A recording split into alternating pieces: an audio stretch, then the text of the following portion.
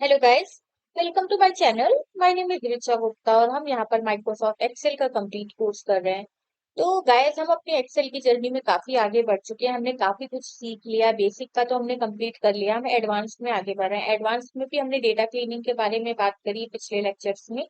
तो अगर आपने वो सब नहीं देखा है तो आप पहले एक बार प्लीज उसे देखिएगा, देन आगे बढ़िएगा, क्योंकि ये सब कुछ इंटर रिलेटेड होता है। अगर आपको अच्छे आपके बेसिक कॉन्सेप्ट्स नहीं क्लियर है तो आगे का आपको समझने में थोड़ी सी प्रॉब्लम हो सकती है।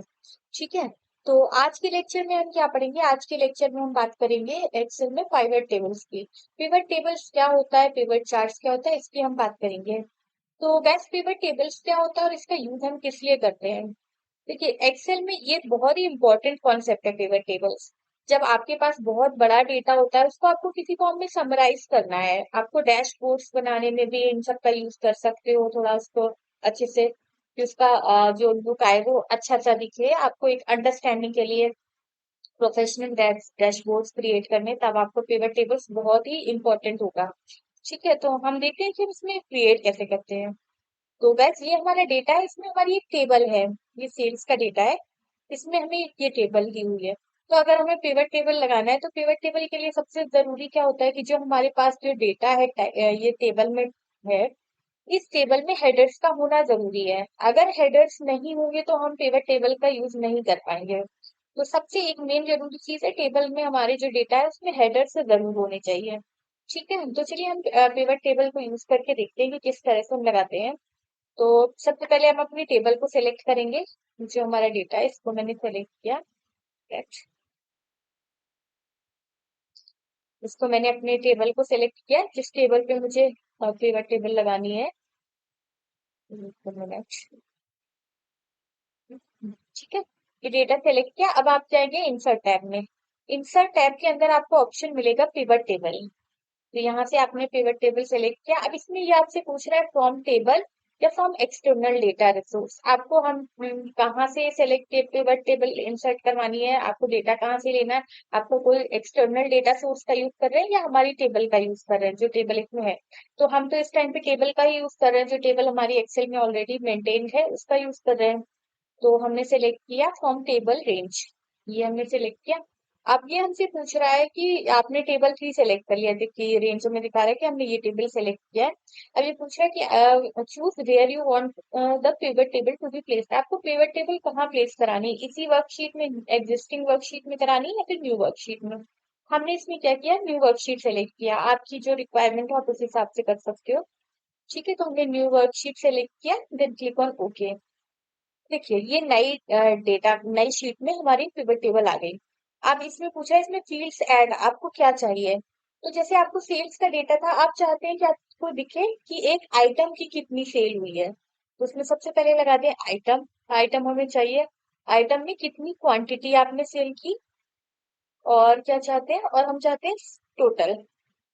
ठीक है, तो ये देखिए, आपको यहाँ पे टेबल में क्या दिख रहा है कि इसकी हमने कितनी क्वांटिटी सेल की है और कितना टोटल अमाउंट कितना है। ठीक है, तो वो दिख रहा है। अगर आप चाहते हैं कि किसी डेट में कितनी सेल हुई तो एक बार हम यहाँ पे डेट को चेक कर देंगे।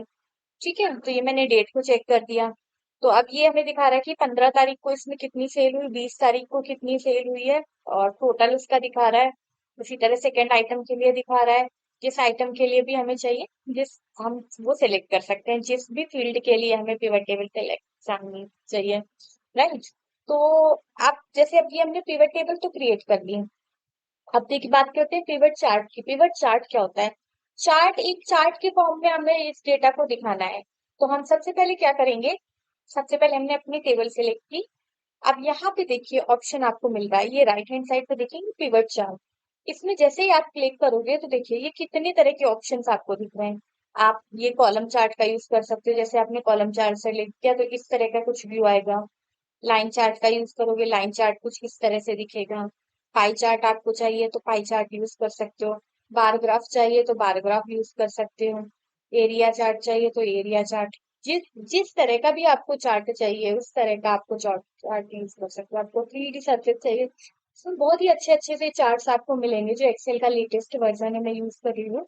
आप भी ज्यादा से ज्यादा कोशिश करिएगा कि आप एक्सेल का लेटेस्ट वर्जन यूज करें, क्योंकि उसमें ऑप्शन बहुत अच्छे अच्छे मिल जाते हैं, सारे ऑप्शंस आपको मिलते हैं। पुराने वर्जन में हो सकता है इसमें से कुछ ऑप्शन नहीं मिले, जैसे ये मैप वाला ऑप्शन है। हालांकि इस वाली टेबल में तो मैप की कोई जरूरत नहीं है, बट किसी टेबल में हम जियोग्राफिकल एरिया वाइज अगर देखना चाहते हैं, पिवट टेबल अपने डैशबोर्ड में चाहते हैं कि एरिया वाइज दिखे, तो वहां पे मैप का यूज कर सकते हैं। यहाँ पे हमारा डेटा इस तरह का नहीं है, इसलिए यहाँ पे नहीं दिख रहा है। बाकी देखिए, ये देखिए इस तरह भी आप यूज कर सकते हो।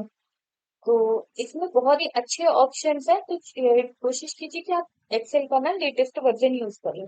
ठीक है। और अगर आपके पास नहीं है तो फिर देख के आप मतलब कहीं से अरेंज कर सकते हो, जो भी है। तो इस तरह से अब देखिए, मैं इसमें चाहती हूँ कि चलिए मैं कॉलम चार्ट का यूज करना चाहती हूँ।